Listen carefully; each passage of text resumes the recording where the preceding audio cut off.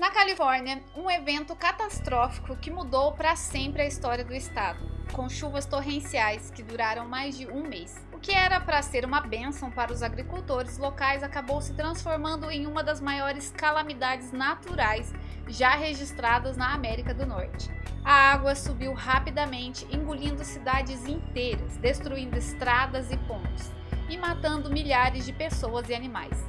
A magnitude dos danos foi tão grande que levou décadas para que a região se recuperasse. Se você ainda não é inscrito, já clica para se inscrever, assim você não perde nenhuma das histórias que rolam por aqui e que são as mais incríveis viagens através do tempo. Meu nome é Vanessa Silva e a quem interessar essa é a história que eu vou contar hoje.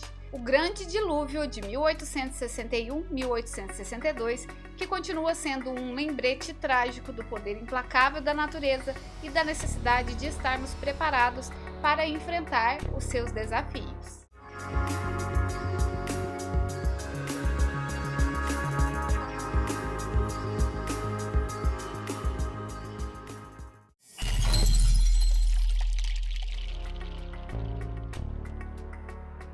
Já fazia semanas que uma seca hibernal estava castigando cruelmente o solo da Califórnia.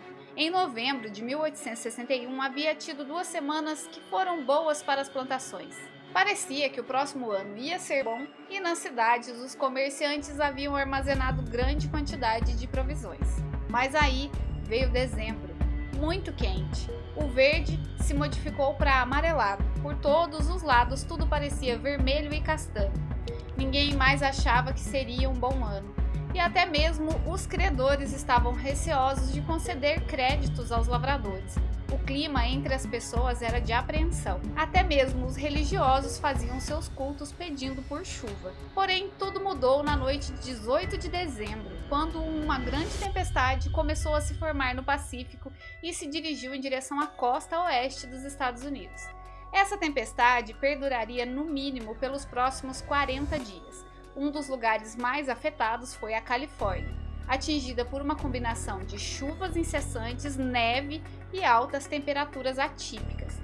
As chuvas se dividiram em 4 períodos distintos. O primeiro em 9 de dezembro, o segundo de 23 a 28 de dezembro. O terceiro foi de 9 a 12 de janeiro e o quarto e o último de 15 a 17 de janeiro. No norte da Califórnia, chegaram a ser registrados 650 milímetros de chuva em certo momento. Ali, primeiro nevou muito no final de novembro, até os primeiros dias de dezembro, deixando o solo coberto com mais de 30 centímetros de neve, e nas montanhas ainda mais profundo, quando a temperatura subiu absurdamente até começar a chover e essa chuva quente derreteu a intensa carga de neve. A água do rio então parecia um poderoso e incontrolável monstro de destruição a solto. Não sobrou nenhuma ponte, minas e fazendas foram varridas. O condado de Trindade nunca se recuperaria totalmente, muito do que se perdeu não foi reconstruído. O Vale Central, que abrange Sacramento e San Joaquin, foi completamente inundado. Parecia um mar temporário. A água ali chegou a uma profundidade de mais de 9 metros, submergindo até os postes telegráficos que haviam acabado de ser instalados. Transporte, serviços de correspondências e comunicações foram interrompidos por um mês.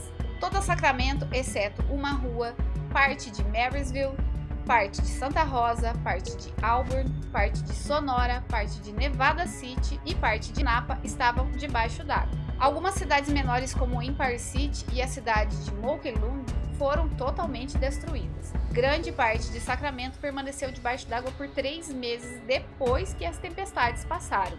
Por causa da enchente, a partir de 23 de janeiro de 1862, a capital do estado foi transferida temporariamente de Sacramento para São Francisco. No sul da Califórnia, choveu por 28 dias seguidos. Foi um verdadeiro dilúvio, jamais visto. As planícies de Los Angeles, cheias de pântanos, lagos e riachos, foram amplamente inundados. Tudo que se estendia ao longo dali foi arruinado. Em Santa Bárbara, as estreitas planícies costeiras foram alagadas pelos rios que saíam das montanhas. Em San Bernardino, com exceção de uma igreja e uma casa, tudo foi varrido pelo rio Santa Ana. Um padre local tocou o sino da igreja para alertar os moradores sobre a enchente chegando, e assim todos que estavam ali conseguiram escapar. A chuva também mudou a aparência do terreno. As colinas antes arredondadas foram amplamente cortadas por ravinas e desfiladeiros. Muito foi perdido: cidades, moinhos, represas, calhas, cercas, campos e animais. Muitos animais. Cerca de 100 mil ovelhas, 500 mil cordeiros, também cerca de 200 mil bovinos. Pelo menos um terço das propriedades do estado foram destruídas, e 1 a cada 8 casas foi arrastada ou arruinada pelas enchentes. De acordo com alguns relatos históricos, a inundação causou danos que chegaram a 10 milhões de dólares na época, que seria cerca de 260 milhões em valores de hoje, ajustados pela inflação. No entanto, outras estimativas indicam que os danos podem ter sido muito maiores, chegando a cerca de 100 milhões, o que hoje em dia seria em torno de 2,5 bilhões. E no final das contas, como 1/4 dos imóveis tributáveis foram destruídos, o Estado quase teve que declarar falência. O governador e a legislatura estadual, bem como os funcionários estaduais, não foram pagos por 1 ano e meio. Estima-se também que houveram pelo menos 4 mil vidas perdidas, que representavam 1% da população no estado na época. Esse foi o real e devastador dilúvio de 1861-1862. Em 1941, George Stewart lançou seu livro intitulado Storm, em português, Tempestade. Nesse livro, ele criou uma história onde o enredo é contado do ponto de vista de vários personagens diferentes, incluindo um meteorologista, um jornalista, um casal em crise no casamento e um grupo de marinheiros em um navio. O meteorologista descobre uma grande tempestade se formando no Pacífico, a qual ele batiza de Maria. A tempestade é descrita de forma detalhada e realista, com o autor usando a sua experiência de geografia e climatologia para criar uma narrativa precisa sobre os efeitos de um grande evento climático. O livro também explora o impacto humano da tempestade, mostrando como as pessoas lidam com a crise e como a comunidade se une para superar os desafios. Ao longo da história, os personagens enfrentam uma série de desafios e perigos, incluindo inundações, deslizamentos de terra e ventos fortes. O livro também aborda as questões como a mudança climática e a relação entre a humanidade e a natureza.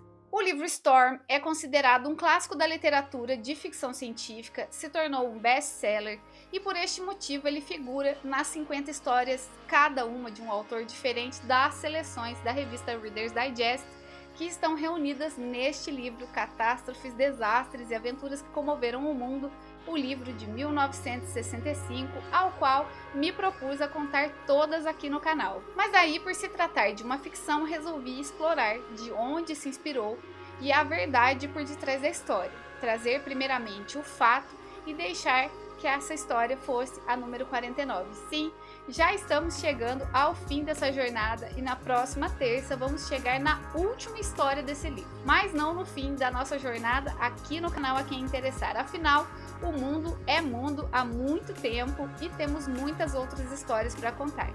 Agradeço de coração para todo mundo que tem nos acompanhado e espero continuar levando vocês nas mais incríveis viagens através do tempo. Quem não for inscrito, se inscreve, deixe o like ou comente, ou mesmo que compartilhe com alguém que possa gostar do nosso conteúdo, que tudo isso nos ajuda demais. Eu vou ficando por aqui, uma ótima semana para vocês e até a próxima história.